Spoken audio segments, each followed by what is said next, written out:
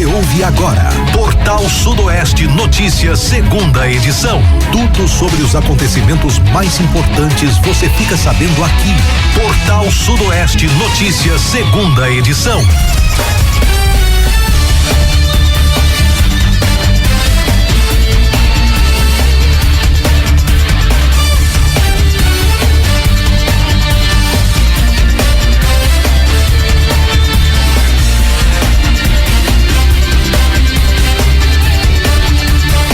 Para você ligado na Portal Sudoeste, uma boa tarde, bom almoço. Hoje, sexta-feira, 18 de abril de 2025, são 12 horas mais 7 minutinhos. A partir de agora você acompanha o Portal Sudoeste Notícias, segunda edição. Você também participa pelo nosso telefone WhatsApp, que é o 7734441043, e acompanha ao vivo através do site www.radioportalsudoeste.com.br ou pelo nosso aplicativo.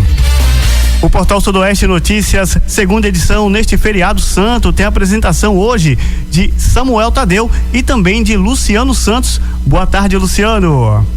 Boa tarde, Samuel. Boa tarde a todos os nossos ouvintes do nosso Portal Sudoeste Notícias, segunda edição, né? Hoje, 18 de abril, nesta sexta-feira santa, né? Sexta-feira santa, que é aí o parte do Tríduo Pascal, né? A celebração da Igreja Católica, que retoma aí a paixão, morte e ressurreição de Cristo.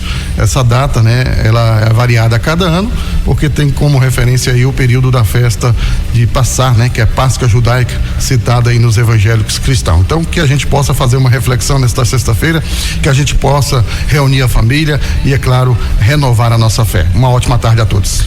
Com certeza. Vamos então agora acompanhar a previsão do tempo para hoje. Portal Sudoeste Notícias e a previsão do tempo.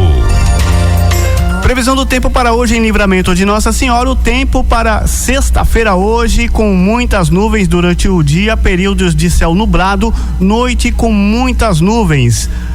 Onde a mínima pode alcançar aí aos 20 graus e a máxima de 32 graus. Já na cidade de Dom Basílio, a previsão do tempo para hoje é de sol com muitas nuvens durante o dia, períodos de céu nublado, noite com muitas nuvens, onde a mínima pode chegar a 23 e a máxima de 34. Em Brumado, a previsão do tempo também com muitas nuvens e períodos de céu nublado, noite com muitas pancadas de chuva, com pancadas possíveis, né? Pancadas de chuva, né? Onde teremos aí a mínima de 22 com a máxima de 33 graus. Você está ouvindo Portal Sudoeste Notícias, segunda edição. Uma boa tarde para você que acompanha aqui a nossa programação. Vamos trazendo aqui a primeira notícia de hoje. A Agência Nacional de Energia Elétrica, a ANEEL, definiu um reajuste médio de 2,05% para as tarifas de energia de Companhia de Eletricidade do Estado da Bahia, a Coelba, concessionária responsável pelo fornecimento de energia no estado. O aumento vai entrar em vigor a partir do dia 22 de abril. O reajuste médio para os consumidores cativos atendidos na baixa tensão, que são aquelas residências em sua maioria, será de 1,88%. A variação para os atendidos em alta tensão com indústrias, comércio de médio e grande porte será de 2,53%. O grupo Neoenergia Coelba atende a 6,7 milhões de unidades consumidoras em todo o estado.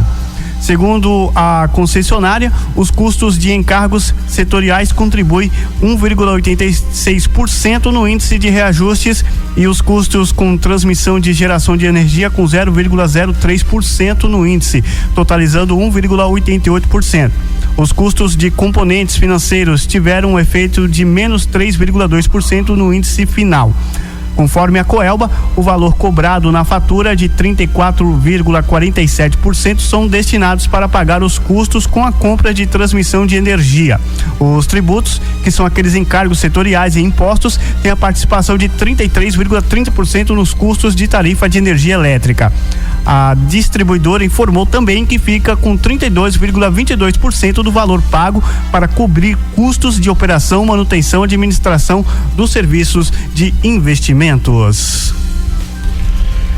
Meu amigo Samuca, a gente não queria ouvir isso não, mas infelizmente reajuste, né? De 2% aí na conta de energia a partir do mês de abril agora, né? E o governo já está falando também, Samuca, um aumento de salário, hein? Já está aí com a previsão de salário de 1.600 e uns quebrados, né? Aí você sabe que tudo começa a aumentar, né? É água, energia, cesta básica, vai chegando aí a um patamar que vai igualar o salário que o governo já está anunciando. Aí é difícil, né? O governo aumenta o salário, aumenta tudo, né? Certeza. 12:10, vamos seguindo aqui a nossa pauta. Olha, uma história inusitada, mas também que teve um final feliz, viu? Um baiano que desapareceu aí há 3 anos atrás, ele foi encontrado, viu? Só que foi encontrado na Costa Rica, né? Fora do Brasil. Desaparecido há 3 anos, o baiano Marisvaldo dos Santos Silva, de 32 anos, foi localizado a mais de 5.000 quilômetros de distância da casa dele. Ele saiu, né, da casa do irmão, em Camaçari, na região metropolitana de Salvador, em junho de 2022. Estávamos aí na época ainda da pandemia, hein? Ele saiu para pedalar e foi para Costa Rica. Segundo a mãe dele, Maria dos Santos, o filho tem esquizofrenia e estava sem tomar a medicação. Após sair para pedalar, Marisvaldo não foi mais visto. Dias se passaram e ele não voltava. E o que deixou a família aí apreensiva, né?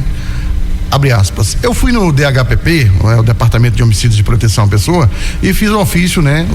E fiz aí o ofício DNA. Fui na televisão, fiz tudo, mas sem sucesso, disse aí a Maria. Durante todo esse período sem notícias, os familiares procuraram incansavelmente por ele, mas o que não esperavam é que apenas uma bicicleta, né? O Marisvaldo fosse para outro país. Mas agora, com a notícia de que ele está são e salvo, Maria dos Santos comemora aí a possibilidade de abraçar o filho novamente, né?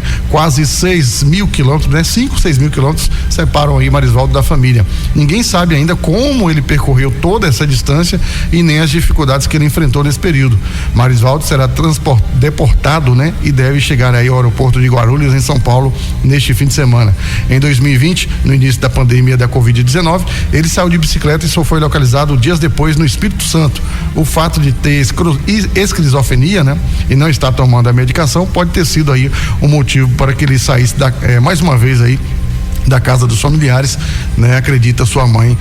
Mas graças a Deus, ainda bem que ele foi localizado e vai retornar aí aos braços dos familiares, não é isso, Samuca? Ainda bem, né, que encontraram ele com vida, né? E com saúde, né? Seria triste se recebemos aí uma notícia com final triste, né? Mas graças a Deus, né? Agora cabe aí a família, né? Cuidar dele, dar os tratamentos adequados aí pra ele, né?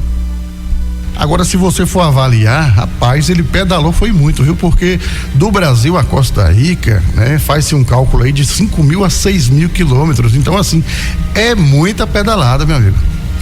Muita pedalada, né?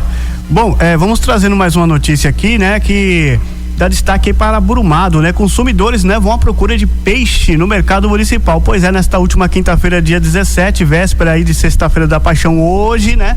A movimentação no mercado municipal de Brumado foi grande. A consumidora Maria Santos relatou que os peixes encontrados no mercado são variados e estão com bom preço. Ela disse, abre aspas, são de boa qualidade e já vai para casa tudo cortadinho, limpinho, afirmou ela. Para este ano, a dona de casa pretende preparar uma moqueca para o almoço em família, na barraca do feirante Dãozinho. Além do tradicional bacalhau, são vendidos também traíra, dourado, tilápia e tambaqui. Todos os pescados da região da Lapa, neste ano, segundo ele, são as vendas que superam o mesmo período do ano passado, ou em cerca de 80%. Satisfeita, a feirante Neide contou que a procura tem sido grande no mercado, principalmente por dourado, corvina e mapará. Graças a Deus, disse ela. Comentou. No geral, os fregueses passam de barraca em barraca à procura do melhor preço. Para a consumidora Valdirene, é preciso garimpar para encontrar o melhor custo-benefício, já que o almoço é farto para uma grande família, né, Luciano? Certeza, né? A gente acompanhou aqui as vendas, né, dos pescados em Brumado. Realmente a movimentação foi muito grande. Inclusive na manhã de hoje eu estive na região do comércio de Brumado, lojas fechadas, mas supermercados, né? E essas lojas especializadas na venda dos pescados estavam abertas, então muito movimento ainda hoje, pela manhã de hoje, mesmo nesta Sexta-feira Santa, feriado, pessoal indo aí ao supermercado, deixando para a última hora para fazer o peixinho, hein? Agora, viu, Luciano, eu tenho observado que nos últimos anos a procura por bacalhau tem diminuído. né? Em relação aos preços que estão custando muito alto, né? E pesa no bolso do brasileiro. Eu confesso, né? Eu prefiro mais uma tilápia do que um bacalhau hoje. Certeza, né? Eu também nunca fui muito chegado em bacalhau, não, mas o preço é salgado, assim como o peixe, viu? Mas que é gostoso, é? Não, o bacalhauzinho, ele bem feito, ele é muito bom. Agora, a gente tem aí outros pescados, né? Tem aí a traíra, a tilápia, o tambaqui. A curvina mesmo, que é muito saborosa. Isso, muito saborosa. Pra você fazer uma moqueca, meu amigo. Olha, eu não almocei ainda, vamos parar desse assunto. Vamos lá. Olha, vamos ainda continuar em Brumado, hein? Polícia recupera no bairro Irmã Dulce motocicleta roubada durante assalto. E o suspeito, né? Os suspeitos fugiram, viu? Na noite de terça-feira, por volta das 21h30, uma guarnição da Companhia de Emprego Tático Operacional Certo, do 24º Batalhão de Polícia Militar, foi acionada via SICOM para averiguar uma ocorrência de roubo de veículo no município. De acordo com as informações preliminares, 2 indivíduos aí a bordo de uma motocicleta Yamaha Factor abordaram uma vítima e anunciaram o assalto. Um dos suspeitos portava uma arma de fogo e durante a ação criminosa, os assaltantes levaram aí uma motocicleta Honda CG de cor vermelha e placa, né, com o final 54. Após receber a denúncia, a guarnição iniciou diligências e conseguiu localizar o veículo roubado em uma área de matagal, nas proximidades da rua Ângelo Martins, no bairro Irmã Dulce. Nenhum suspeito foi encontrado no local. A motocicleta recuperada foi encaminhada à delegacia de Brumado, onde permanece à disposição da autoridade policial para as providências legais. A polícia segue investigando o caso para identificar aí e localizar os autores do crime.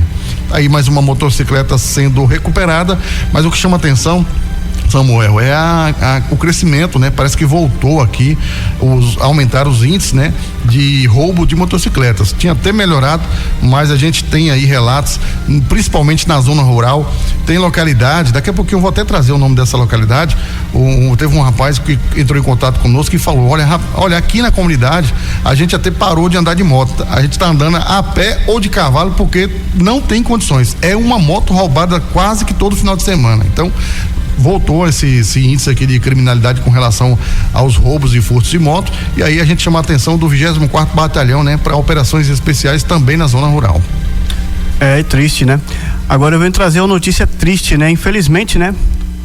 Uma notícia triste nessa sexta-feira. Motorista de 48 anos, natural de Itanhaçu, morre após carreta tombar e pegar fogo na BA 026 em Maracás. Um grave acidente foi registrado na manhã desta quinta-feira, dia 17, na BA 026, no trecho que liga os municípios de Planaltino e Maracás, no sudoeste da Bahia. Uma carreta tombou e pegou fogo e deixou uma vítima fatal. De acordo com informações preliminares, o veículo seguia em direção a Maracás quando o motorista perdeu o controle da direção, saiu da pista, tombou e acabou incendiando-se.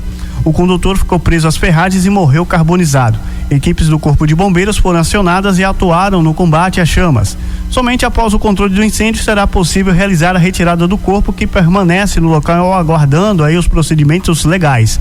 A Polícia Rodoviária Estadual também esteve presente para auxiliar na ocorrência e organizar o tráfego da região.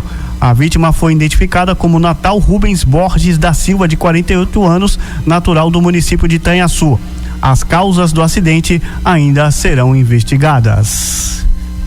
Lamentável, né? Lamentável, esse profissional aí de 48 anos, né? Perdeu a sua vida aí por conta deste grave acidente ali na região de Maracás.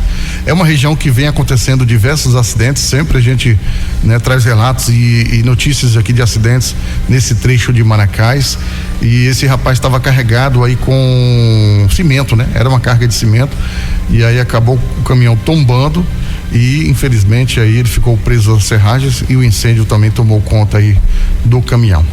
Vamos trazendo aqui mais uma notícia, né? O Vaticano autoriza a beatificação da agricultura baiana, Maria Milza. Ela poderá ser a segunda santa da Bahia. O Vaticano autorizou no início do processo de beatificação da agricultura Maria Milza dos Santos Fonseca, natural de Itaberaba, na Bahia. Com o anúncio feito nesta última terça-feira, dia 15, Maria Milza passa a ser reconhecida oficialmente como serva de Deus.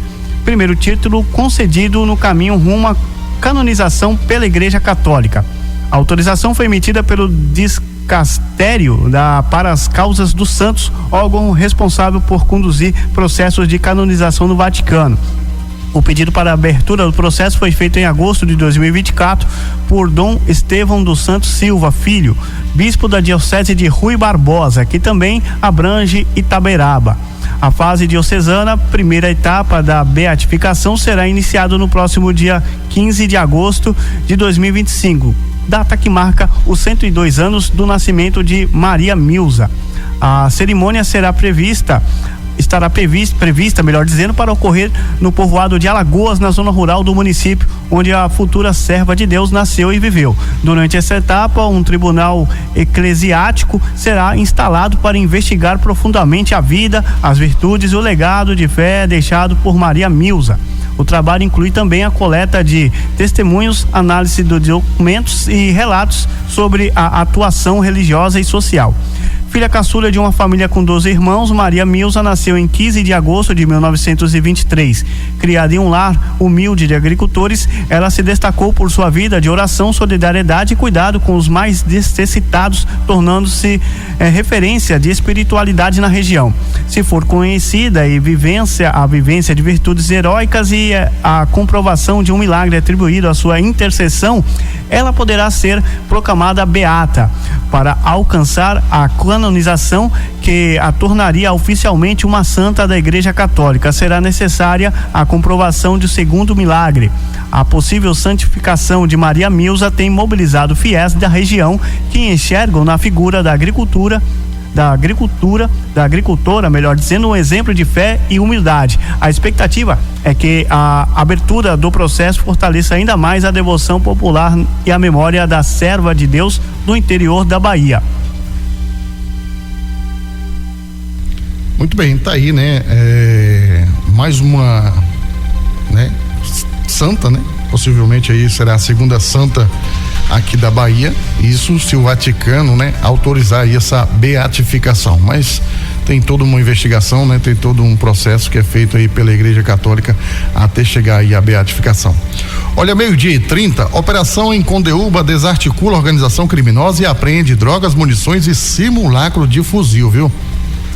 Na madrugada desta quinta-feira, 17, foi deflagrada em Condeúba a primeira edição da Operação Aeges, uma ação interna da 80ª Companhia Independente de Polícia Militar, realizada em conjunto com a Polícia Civil do município. A operação teve como objetivo o cumprimento de mandados de prisão de indivíduos envolvidos aí com tráfico de drogas e também homicídios na região. A ofensiva resultou na prisão de 4 pessoas e na apreensão de uma adolescente por envolvimento com tráfico de drogas, além da captura de um foragido da justiça, acusado de homicídio. Durante a ação, também foram apreendidos diversos materiais ilícitos, evidenciando aí o poder da atuação e também a periculosidade da organização criminosa desarticulada. O material apreendido na operação foram 153 papelotes de cocaína, 162 trouxas de maconha, 106 gramas de maconha, 8 munições, né, de revólver aí calibre .38 intactas, uma balança de precisão, 3 celulares, R$416 em espécie e um simulacro de arma de fogo, né, tipo fuzil Airsoft modelo VG 1700250. Todos os envolvidos e o material apreendido foram encaminhados à Delegacia de Polícia de Condeúba, onde serão adotadas as medidas legais e cabíveis. Está aí a operação que ocorreu em Condeúba, né, retirando aí essas armas de circulação, também um simulacro de fuzil e drogas, hein? É a Polícia Civil e a Polícia Militar atuando no estado da Bahia. Brasil reduz 70% da área queimada no primeiro trimestre de 2025. Nos 3 primeiros meses de 2025, a extensão de todas as áreas atingidas por queimadas no país somou 912,9 mil hectares, na comparação com o mesmo período do ano anterior, quando foram registrados 2,1 milhões de hectares. Houve uma redução de 70% no território nacional atingido pelo fogo. Do total das áreas queimadas, 78% são de vegetação nativa, sendo que 43% do que foi consumido pelo fogo era de formação campestre. Entre os estados brasileiros, Roraima foi o que mais queimou nesses 3 meses, somando 415,7 mil hectares. O Pará foi o segundo mais atingido, com 208,6 mil hectares queimados, e o Maranhão perdeu 123,8 mil hectares para o fogo, sendo o terceiro na lista. Entre as cidades Pecaraíma e Normândia, né? Ambas de Roraima foram as mais afetadas, com 121,5 mil e 119,1 mil hectares, respectivamente. Roraima vivencia sua estação seca no início do ano, o que torna o estado particularmente vulnerável às queimadas neste período. Os números foram divulgados nesta última quarta-feira, dia 16, e são do Monitor do Fogo, e é uma ferramenta do Map Biomas, que utiliza imagens de satélites para mapear cicatrizes do fogo em todo o país. A concorrência do período de chuvas contribui a essa diminuição das queimadas. No entanto, o Cerrado se destacou com a maior área queimada no primeiro trimestre em comparação aos últimos anos, o que reforça a necessidade de estratégias específicas de prevenção ao combate do fogo a cada bioma. Alerta aí a pesquisadora do Map Biomas Fogo, a Vera Arruda. Agora 12h34, meio-dia e 34. Cantor sertanejo é alvo de operação da Polícia Federal, que investiga fake news em eleições. O cantor Cristiano Almeida Leite, da dupla Renan e Cristiano, foi um dos alvos da Operação Teatro Invisível 2, que investiga aí uma rede que propagava fake news eleitorais no Rio de Janeiro nesta quarta-feira. De acordo com informações da TV Integração, os mandados foram expedidos para 2 imóveis do cantor. Um deles foi cumprido na residência de Cristiano, né, onde ele mora, enquanto o segundo foi executado, né, porque uma pessoa que não é alvo do mandado reside no local. O advogado do artista, o João Carlos Torres, informou que não seria possível prestar declaração, né, porque as investigações são sigilosas. Ele também disse que ainda está averiguando os fatos imputados.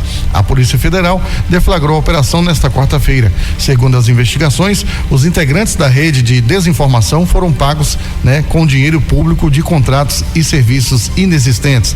Até o momento foram cumpridos aí 10 mandados de busca e apreensão em Itaguaí, Cabo Frio, Mangaratiba, Rio de Janeiro e Juiz de Fora. Não houve ordens de prisão. A operação tem como objetivo de resgatar aí aproximadamente 3,5 bilhões de prejuízos causados aos cofres públicos. SUS começa a substituir o Papa Nicolau por teste de DNA para a detecção do HPV. A partir de maio, o exame do Papa Nicolau começará a ser substituído gradualmente no SUS pelo teste molecular, o RT-PCR, que detecta o DNA do HPV, principal causador do câncer de colo do útero. A mudança começa por Pernambuco, com previsão de alcançar 435 mil mulheres em um ano, e pode expandir para outros estados como Minas Gerais. O novo teste tem 97% de sensibilidade e permite maior intervalo entre as coletas, de 3 para 5 anos, e poderá ser adotado em toda a atenção primária à saúde até 2026. O kit é utilizado, desenvolvido no Brasil pelo Instituto de Biologia Molecular do Paraná, o IBMP, já foi aprovado pela Anvisa e é capaz de identificar 14 subtipos de HPV de alto risco. Diferente do Papa Nicolau, que detecta células já alteradas, que é o RT-PCR, identificará também a presença do vírus antes do surgimento de lesões, aumentando aí a chance de diagnóstico precoce. Estudos também apontam que ele pode identificar o HPV cancerígeno até 10 anos antes do desenvolvimento da doença, tornando o tratamento mais simples e menos oneroso. Isso aí, 12h36, meio-dia e 36. Vamos voltar a Brumado novamente. Olha, brumadense entra para o baralho do crime por tráfico de drogas e distribuição de armas para facções. A Secretaria de Segurança Pública da Bahia realizou aí a primeira atualização de 2025 do baralho do crime, ferramenta destinada aí a divulgar foragidos da justiça envolvidos em crimes graves. Nesta edição foram incluídas aí novas cartas nos naipes de espada, paus, copas e ouros. A carta 5 de paus passa a exibir Pedro Henrique dos Santos Sena, conhecido como Pedim Galego de Brumado, ou Meia-Noite. O procurado atua na cidade de Senhor do Bonfim, no norte do estado e em Brumado, no sudoeste da Bahia. O Pedim Galego possui mandado de prisão por tráfico de drogas, além de ser apontado como responsável pela guarda e distribuição de drogas e fornecer armas utilizadas em execuções realizadas por um grupo criminoso. A carta Rei Espadas, né, passa a ser ocupada aí por Sandro Santos Queiroz, conhecido como Real ou Doideira. Ele é líder de uma organização criminosa e é procurado por porte ilegal de arma de fogo, tráfico de drogas e associação para o tráfico em diversos bairros de Jequié. Antônio Bruno da Cruz Magalhães, conhecido como Bruninho, assume o posto de valente de espadas, né, com 2 mandados de prisão por homicídio, organização criminosa, associação e tráfico de drogas. O fugitivo atua na região do bairro Rio Sena, em Salvador. Luiz Henrique Santos Souza, conhecido como Demorou, ou Rick, o atual aí quadro de ouros, né? Procurado pelos crimes de roubo, extorsão. Edson dos Santos da Silva, conhecido como Chiquinho, foi incluído aí na carta 4 de Copas, né? Ele atua nos municípios de Queimadas e também Nordestina. Já Uriel Pereira Carvalho, conhecido como Mequinho ou Mequinho, ocupa aí a posição 2 de ouros, né? Procurado por homicídio. Ele é apontado como chefe de tráfico de drogas em Camaçari, na região metropolitana de Salvador. Informações que auxiliem na localização dos fugitivos podem ser enviadas aí pelo Disque Denúncia, pelos números 181 ou 190, sob total sigilo. Tá aí, né? Novas cartas foram adicionadas aí no baralho do crime pela Secretaria de Segurança Pública do Estado da Bahia, dentre eles um brumadense aí acusado, né, por tráfico de drogas, e também ele é acusado aí de fornecer armas para facções.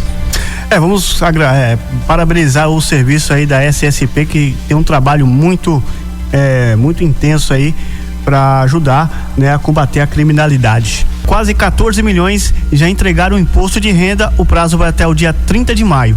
Em um mês, desde o início do prazo, quase 14 milhões de declarações do imposto de renda pessoa física foram enviadas à Receita Federal, o que representa cerca de 29,84% do total esperado para 2025. A maioria das declarações foi feita por meio do programa de computador, que são 83,4%, enquanto 10,1% optaram pelo preenchimento online, que são de 6,5% usaram o aplicativo Meu Imposto de Renda. Dentre os que já declararam, 74,2% têm direito à restituição e 14,13% terão que pagar o imposto e 11,4% não tem valores a receber ou a pagar. Cerca de 45,2% dos contribuintes utilizaram a declaração pré-preenchida, facilitando o processo com dados já disponíveis pela Receita. Desde o início de abril, quando essa funcionalidade foi atualizada, com informações completas, mais de 8,4 milhões de pessoas enviaram as suas declarações. A greve dos auditores fiscais causou atraso no fornecimento dessas informações nesse ano, mas a expectativa é de um aumento na adesão à funcionalidade. O prazo para o envio da declaração começou em 15 de março e vai até às 23h59 do dia 30 de maio. A Receita Federal espera receber mais de 46,2 milhões de declarações em 2025, que é um crescimento quase de 7,7% em relação ao ano anterior. São obrigadas a declarar as pessoas com rendimentos tributáveis acima de R$ 33.888.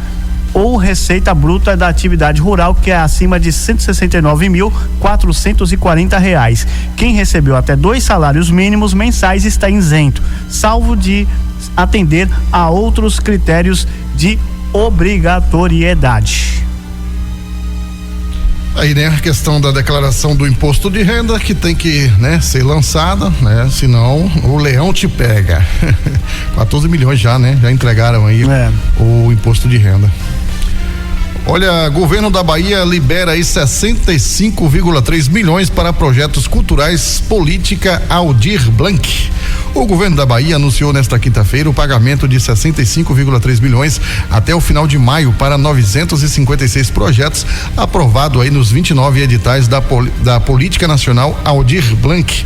As iniciativas contemplam aí áreas como teatro, audiovisual, preservação de espaços culturais, literatura, economia criativa e manifestação de matriz africana. O secretário de Cultura, o Bruno Monteiro, fez um anúncio durante a coletiva na sede da Secult Bahia, em Salvador. Além dos projetos já aprovados, 5,7 milhões serão destinados aí a propostas suplentes, como convocação de pagamento previstos para agosto. Os projetos selecionados deverão ser executados aí até junho de 2026.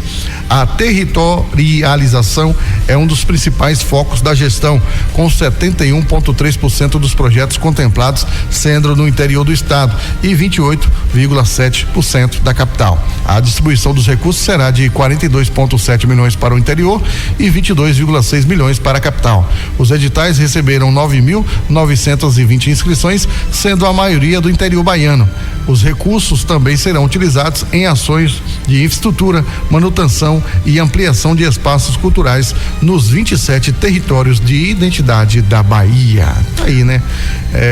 Quase 70 milhões de reais, né, serão destinados aí a projetos culturais, política da Aldir Blanc. 12h52. A Anvisa alerta para o uso de minoxidil por adultos em contato com bebês. A Agência Nacional de Vigilância Sanitária Anvisa fez um alerta para o risco do crescimento anormal de pelo menos em bebês que têm contato com áreas onde os pais aplicaram o medicamento minoxidil. Essas crianças podem apresentar hipertricose, conhecida como síndrome de lobisomem. Extremamente rara, essa síndrome é caracterizada por um crescimento excessivo de pelo menos em todo o corpo. Conforme a doença se desenvolve, apenas a sola dos pés e a palma das mãos ficam sem pelos. O minoxidil é causado para tratar, melhor dizendo, a queda de cabelo e a calvície. Pessoas também usam remédio para preencher falhas na barba e sobrancelhas. A recomendação é de que a cautela para garantir que os bebês não entrem em contato com os locais onde o produto foi aplicado. Vários casos têm sido relatados em países como os da Europa, por exemplo. O crescimento dos pelos só se normalizou após alguns meses da suspensão do contato. Então temos que tomar cuidado aí, né, Luciano, com esse tipo de medicamento. Isso, o minoxidil, né? Ele é bastante popular aí entre os jovens, né? E ele é usado tanto para tirar falhas nas barbas, mas também o pessoal usa muito aí para calvície, né? Então, foi constatado aí por meio de uma pesquisa, né? Que esse medicamento em contato com os bebês pode trazer aí o crescimento de pelos, né? Ali no calcanhar dos pés. Olha, 12h52. Com força feminina, a atividade pesqueira está presente em quase 70% dos municípios baianos. A atividade pesqueira, composta pela pesca artesanal ou industrial, né, ou até mesmo aquicultural, está presente em quase 70% dos municípios baianos. Em números absolutos, seriam 288 dos 417 municípios do estado com ao menos um pescador registrado pelo painel unificado de atividade pesqueira, gerido aí pelo Ministério da Pesca e Aquicultura, né? O MPA, o equivalente aí a 69%. O levantamento atualizado na última quarta-feira, né? Utiliza dados do sistema Pesque Brasil, pescador e pescadora profissional e o sistema informatizado do Registro Geral de Atividade Pesqueira. Ao total, 147.161 baianos estão registrados como pescadores ou aquicultores e 41,1% deles está registrado nas 10 cidades com maior concentração de pescadores do estado. São elas: Santo Sé, Salvador, Xique-Xique, Veracruz, Salinas da Mangarida, Ibotirama, Bom Jesus da Lapa, Maragogipe, Casa Nova e Santo Amaro. Santo Sé, no sertão, né, do São Francisco, é a cidade com o maior número de pescadores registrados no estado. Ao todo são 7.915, sendo 4.286 mulheres e 3.629 homens. Já a capital baiana, Salvador, aparece na segunda colocação com 6.979 trabalhadores registrados no painel, sendo 4.605 mulheres e 2.374 homens. Tá aí, né? Número de pescadores, né? Na sua maioria mulheres, né? 70% aí dos municípios tem esses registros aí da atividade pesqueira. Eu tenho acompanhado, viu, Luciano, inclusive a programas de televisão, né? O que tem é o crescimento das mulheres, né? Na pescaria, né? A paixão, né? Pela pescaria feminina hoje tá surpreendentemente, né? cresceu bastante, né? As mulheres estão aí muito forte aí na atividade e, claro, trazendo aí esse foco importante. Bom, vamos lá, 91 trabalhadores são resgatados em situação análoga, né, à escravidão em pedreiras na Bahia, na Bahia, né, melhor dizendo.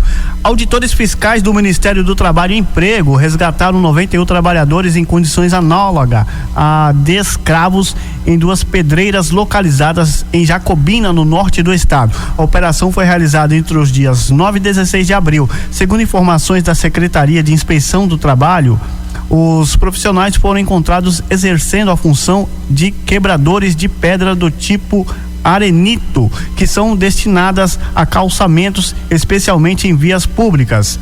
A pasta informou que a atividade desempenhada por eles era extremamente penosa e extenuante, marcada por esforços físicos intenso, repetido e contínuo. O grupo também, que operava com ferramentas manuais pesadas em ambiente a céu aberto, expostos diretamente ao sol escaldante, como também o vento e a chuva, sem qualquer estrutura mínima de proteção, higiene ou conforto. O órgão disse ainda que não havia quaisquer resguardo aos trabalhadores. Alguns trabalhavam de chinelo, com botas, marretas, picaretas e ponteiros, expuseram aos trabalhadores risco elevado de acidentes e condições insalubres. No local não havia nenhum kit de primeiros socorros e muitos deles apresentavam hematomas e cicatrizes decorrentes, né, de acidentes ocorridos nas pedreiras. Nenhum dos trabalhadores eram registrados e todos eram submetidos a um sistema de trabalho exclusivamente por produção.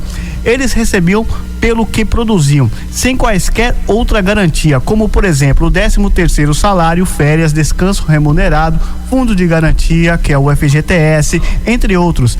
Além do MPT, a operação de resgate contou com a participação do Ministério Público do Trabalho, com também a Defensoria Pública da União e a Polícia Federal. Luciano, como é triste, né, a gente presenciar essas situações, né, que ainda acontecem no Brasil, principalmente na Bahia, né, e aqui em geral, né, acontece ainda muitas situações desse tipo aí, né, Luciano? Sim, diversas operações aí realizadas pelo Ministério Público do Trabalho, né?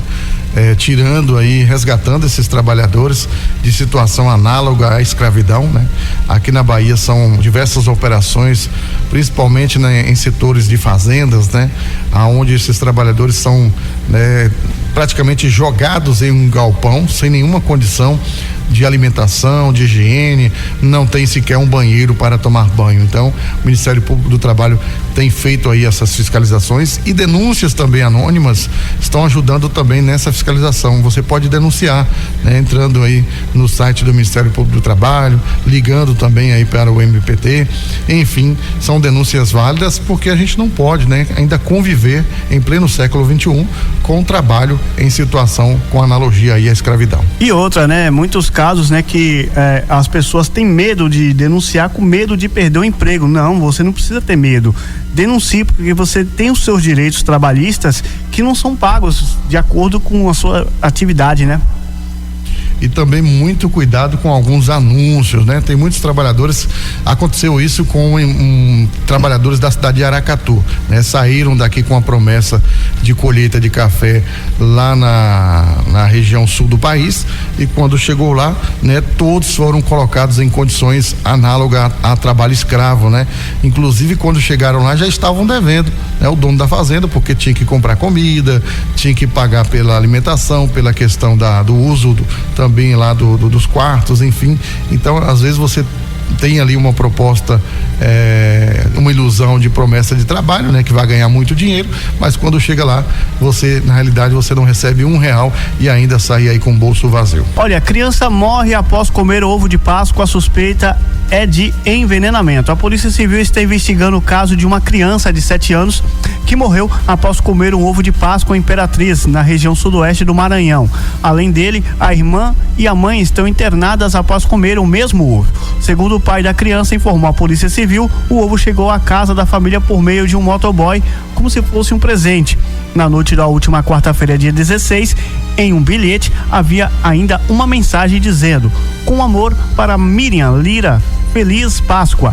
Não há informação sobre quem enviou o ovo. No entanto, logo após comerem o ovo, várias pessoas da mesma família começaram a passar mal. A principal suspeita da polícia é que o ovo estava envenenado. Foi o pai da criança, ex-marido da mãe, quem enviou o presente que estava acontecendo e realizou os primeiros socorros. Ele mora em uma casa vizinha à da família. No entanto, a criança não resistiu. Já a irmã da vítima e a mãe seguem internadas em uma unidade de terapia intensiva no Hospital Municipal de Imperatriz. Em nota, a Polícia Civil informou ainda que o caso está sendo investigado com prioridade e que as amostras do ovo foram enviadas para análise no Instituto de Criminalística de Imperatriz. E o inquérito, a depender do resultado do laudo pericial, será conduzido pela Delegacia de Homicídios de Imperatriz, no DHPP. No entanto, segundo a polícia, outros detalhes do caso ainda serão fornecidos neste momento, a fim de não atrapalhar o andamento das investigações. É triste, né? A gente tá aí, né, na Semana Santa, e aí vem a Páscoa, no domingo de Páscoa, e aí chega um presente, né, na sua casa ou do seu amigo, principalmente de um anônimo, né? E aí, com aquela vontade de comer o chocolate, né, de repente o chocolate tá envenenado. O que você me diz aí, Luciano?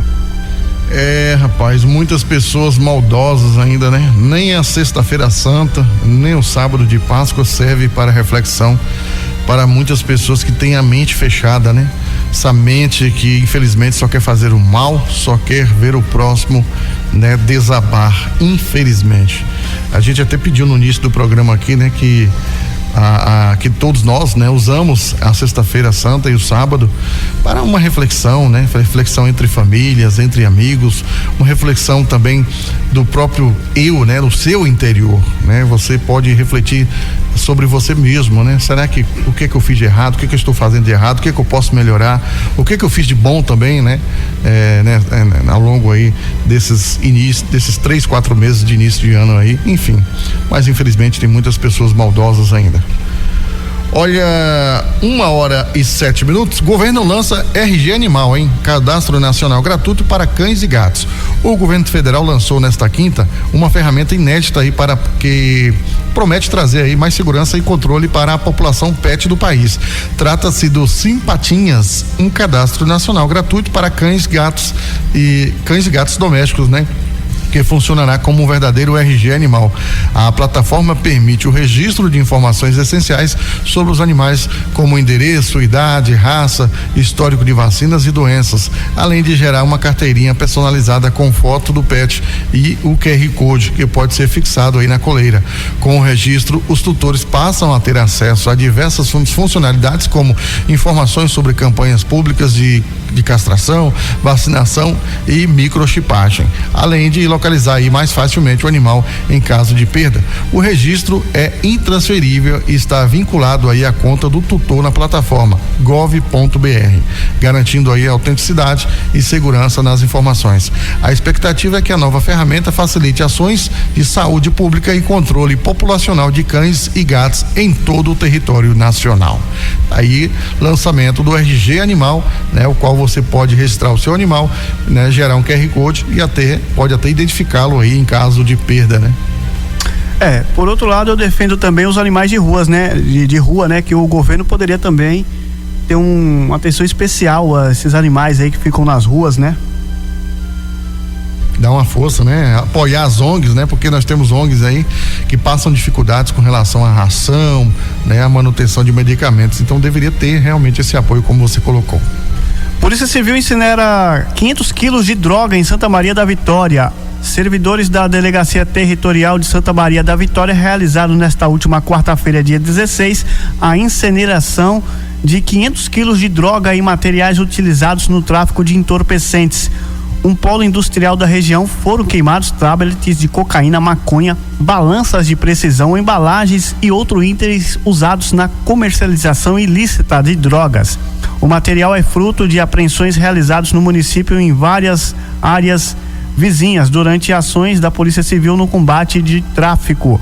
A incineração foi autorizada pela Justiça e acompanhada por representantes do Ministério Público, da Vigilância Sanitária e também o pessoal do Departamento de Polícia Técnica, o DPT.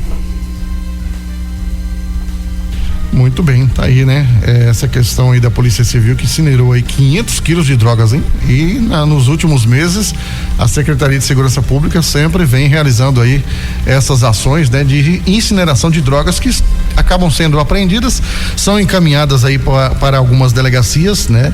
E elas acabam abarrotando aí o depósito, né? Dessas delegacias. Então, para diminuir essa quantidade de material ilícito que é apreendido, a SSP determina aí a incineração com apoio de empresas, né? Olha, o diesel fica mais barato a partir de ontem, né? Foi isso mesmo, começou ontem, né? O diesel ficou mais barato a partir de ontem, e essa boa notícia aí para os motoristas e transportadores, né? A Petrobras vai reduzir novamente o preço do diesel, né? Vendido aí às distribuidoras. A partir desta data, né? A partir de ontem, o litro será vendido aí a R$3,43, o que representa um desconto de 0,12 centavos no bolso do consumidor. O impacto será sentido diretamente no diesel B, né? O tipo comercializado aí nos postos, que terá uma redução estimada de 0,10 centavos por litro. Isso porque a composição do diesel B leva 86% de diesel e 14% de biodiesel. Essa é mais uma queda aí dentro de uma série de reajustes para baixo. Desde dezembro de 2022, a Petrobras já reduziu aí em 1,6, ou seja, R$1,06 o preço do diesel, né? Uma diminuição aí de 23,6%. Corrigindo aí pela inflação, essa queda chega a 31,7%, ou seja, R$1,59 por litro. O anúncio pode representar alívio, especialmente para o setor de transporte, que ainda enfrenta altos custos operacionais. E vai trazer um alívio grande, viu? Porque hoje as transportadoras estavam aí enxugando, né? Para poder trabalhar por conta do diesel que estava alto. Mas aí teve essa redução. Ainda é baixo, né? Mas poderia ser mais, né? Mas já alivia aí um pouco aí esse processo das transportadoras. Muito bem, agora 1h mais 13. CIPRV Brumado chega à marca de 100 veículos recuperados em até 124 dias de comando. A Companhia Independente de Policiamento de Brumado Rodoviário, a CIPRV, alcançou aí um marco expressivo na segurança das rodovias baianas. 100 veículos recuperados em um período de apenas 124 dias de comando, entre 14 de dezembro de 2024 e 17 de abril de 2025. O número reflete o resultado das ações da inteligência e patrulhamento e abordagens qualificadas realizadas pela unidade. Além da recuperação de veículos, as guarnições da CIPRV também se destacaram em outras frentes do combate à criminalidade. Durante esse período foram apreendidas 13 cargas de entorpecentes consistindo em diferentes tipos de drogas prontas para distribuição, indicando a atuação estratégica da companhia no enfrentamento ao tráfico nas estradas. Em ações pontuais, os policiais apreenderam ainda 2 armas de fogo, retirando de circulação equipamentos que poderiam ser utilizados em crimes patrimoniais ou contra a vida. No combate à receptação a unidade também contabilizou 30 ocorrências, refletindo a eficácia do bloqueio de rotas utilizadas para o transporte de bens e veículos ilícitos. As atividades também resultaram na prisão de 11 indivíduos por tráfico de drogas, cumprimento de 2 mandatos de prisão e 3 flagrantes de alcoolemia ao volante, caracterizando crimes de trânsito que colocam em risco a vida de outros condutores e pedestres.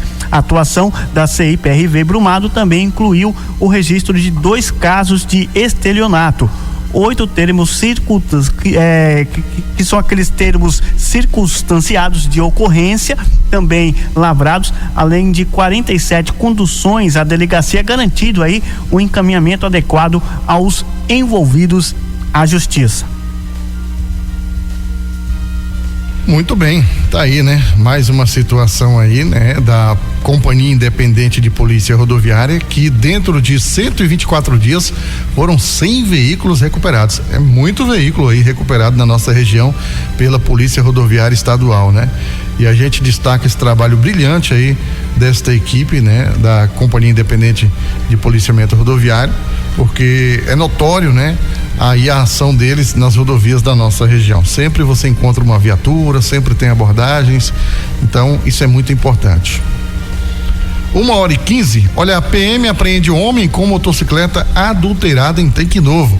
Durante patrulhamento de rotina na manhã desta quinta-feira, por volta das 11 horas, policiais militares flagraram uma situação irregular na Avenida Princesa Isabel, no município de Tanque Novo. A guarnição avistou um indivíduo conduzindo uma motocicleta Honda CB300 com um passageiro na garupa sem capacete, né? O que motivou aí a abordagem imediata. De acordo com a CIPM, ao ser interceptado, o condutor, um homem de 37 anos, não apresentou nenhum documento de porte obrigatório. Diante da situação, os policiais realizaram aí uma consulta no sistema, constatando que a placa da motocicleta estava vinculada a outro veículo do mesmo ano e modelo, porém com cor diferente, o que configurou aí indícios de adulteração. Diante dos fatos, o homem e a motocicleta foram encaminhados à Delegacia Territorial de Tanque Novo, onde foram adotados os procedimentos aí legais e cabíveis. Tá aí mais uma moto sendo tirada de circulação na cidade de Tanque Novo. Jovem caminhoneiro que faleceu em grave acidente na rodovia de Minas Gerais é sepultado sob forte comoção em Dom Basílio. Foi sepultado no fim da tarde desta última quinta-feira ontem, sob forte comoção, o corpo do jovem caminhoneiro Ivan Augusto Silva Dias, de apenas 23 anos, natural residente da cidade de Dom Basílio. Ivan faleceu na madrugada da última quinta-feira de 16, após um grave acidente ocorrido no quilômetro 458 da BR-135, nas proximidades do distrito de Engenheiro do Labela, no município de Bocaiúva, Minas Gerais. De acordo com informações, o jovem conduzia um caminhão carregado com batatas quando, por motivos de ainda não totalmente esclarecidos, perdeu o controle da direção. O veículo saiu da pista e tombou sob o trevo da rodovia. Ivan faleceu no local. Muito querido por familiares, amigos e colegas de profissão, Ivan era conhecido por sua humildade, simpatia e dedicação ao trabalho. O velório foi realizado na residência da família, situada na rua Hermenegildo da Silva, e reuniu um grande número de pessoas. O cortejo fúnebre, acompanhado por diversos caminhões e profissionais da área do transporte, foi marcado por homenagens emocionadas, refletindo o carinho e o respeito que Ivan conquistou ao longo da sua breve trajetória. O sepultamento ocorreu no cemitério municipal de Dom Basílio, encerrando um dia de profunda tristeza para toda a comunidade. A morte precoce de Ivan Augusto gerou uma grande comoção na cidade, que se despede de um jovem que deixa saudades e também de um legado de afeto, de amizade. Tá aí, né? Muito triste essa situação aí em Dom Basílio, né? Esse jovem motorista e caminhoneiro que veio a falecer lá em Minas Gerais, hein? Acidente grave lá. E aí, durante o seu velório aí na cidade de Dom Basílio, muita comoção, né? Os colegas inclusive saíram em cortejo com caminhões, motos, veículos, né? Trazendo essa reflexão do quão é importante a vida, do quão é importante a amizade, né? A gente deixa, você às vezes tem que saber o que você quer de sua vida, né? Se você quer deixar um legado, se você quer deixar uma história, ou você quer deixar um passado obscuro, um passado negro, né? Então é muito importante, porque um dia todos nós vamos embora dessa terra, né? E aí, infelizmente, esse jovem, né? 23 anos, apenas 23 anos, perdeu a vida aí, fazendo o que gostava, né? Apaixonado por caminhão, apaixonado pela boleia, gostava de viajar, mas que infelizmente, por ironia do destino, morreu aí na estrada. Mas a gente, né, inclusive lembra dos momentos incríveis, né? Aí entre amigos e familiares. Tenho certeza que a família neste exato momento está aí lembrando dos bons momentos dele, né? Dessa pessoa sorridente, essa pessoa aí que encantou a todos. Vamos agora dar uma passada do esporte, né? Vamos falar um pouquinho de futebol. Luciano, você tem acompanhado aí as rodadas do Campeonato Brasileiro? Meu amigo, eu vou te falar, viu? Tô desatualizado, viu? Olha, ontem tivemos aqui, ó, uma rodada quase completa aí Anteontem, né, tivemos a rodada quase completa e ontem tivemos aí a última rodada, né? E vamos dar uma passadinha nos resultados. Tivemos aí o Ceará 2, Vasco 1, tivemos Botafogo 2, São Paulo também 2, o Mirassol vencendo aí o Grêmio por 4-1. Tivemos aí o Red Bull Bragantino fazendo o seu dever de casa, vencendo o Sport por 1-0. O Corinthians perdendo pro Fluminense por 2-0, que esse resultado ajudou na queda do técnico argentino, né? O técnico do Corinthians foi demitido, tá? E o próximo técnico poderá ser provavelmente aí o Dorival, né? O Dorival provavelmente aí pode ser o novo técnico do Corinthians. Eu não tô lembrando aqui o número. O Ramon Dias, né? Que foi demitido aí após essa derrota para o Fluminense. O Palmeiras vencendo o Internacional por 1-0. O Flamengo 100%, uma goleada em cima do Juventude, 6-0. Tivemos também na Vila Belmiro, Santos 2, Atlético Mineiro 0. O Vitória vencendo o Fortaleza por 2-0. Ontem tivemos aí, eu esperava aí a vitória do Bahia, por incrível que pareça, o Cruzeiro acabou vencendo por 3-0.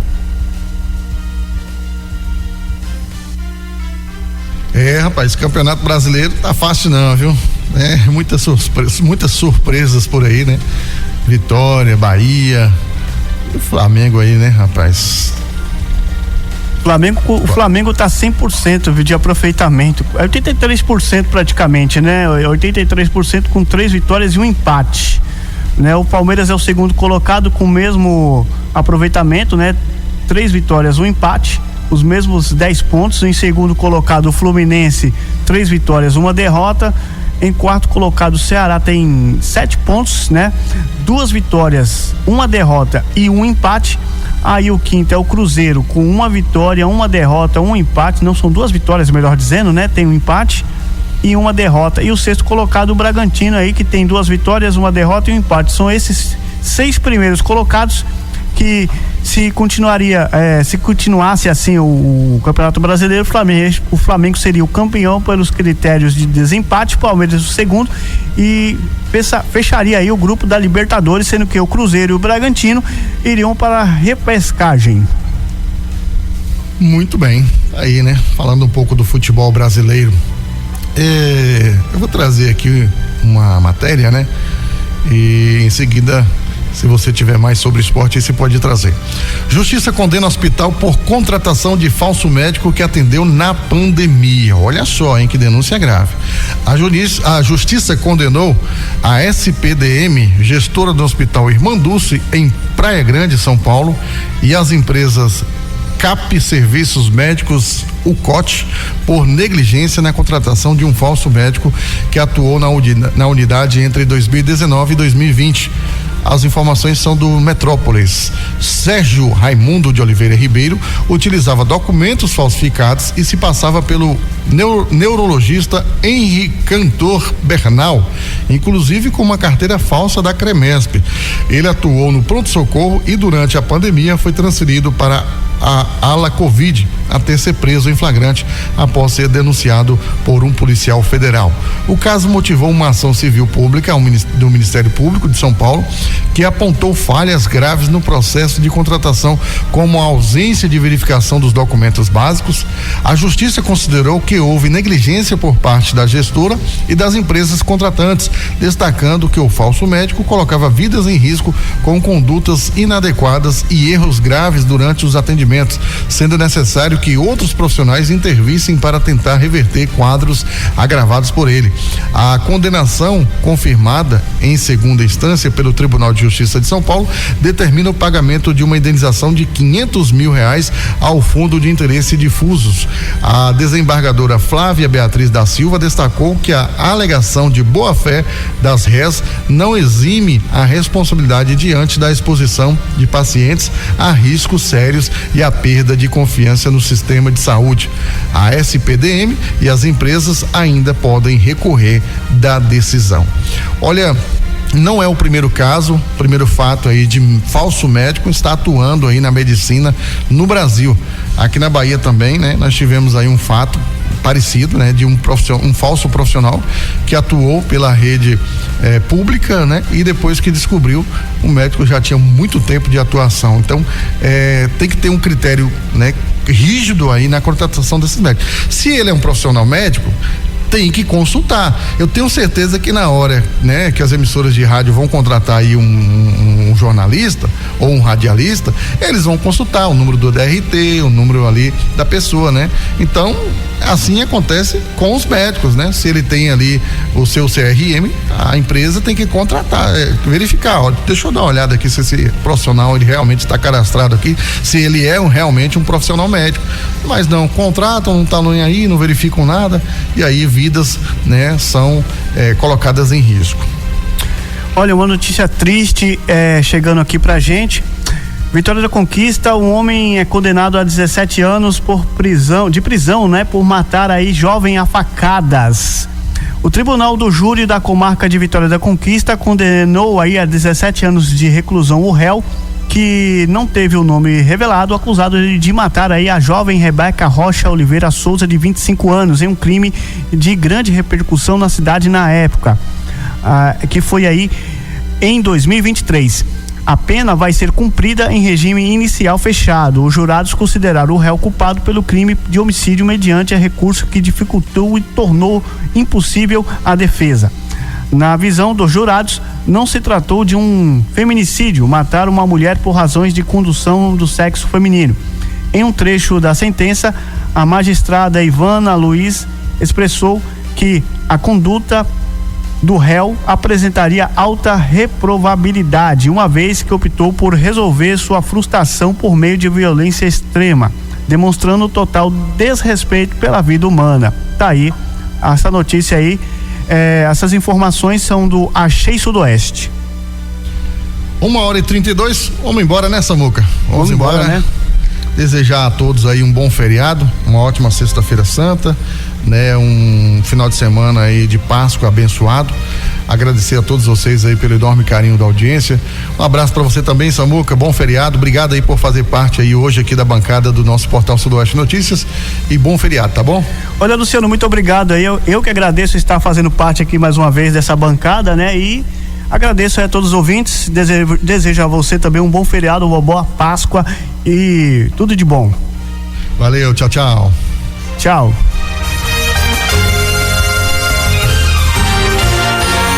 Você ouviu Portal Sudoeste Notícias, segunda edição.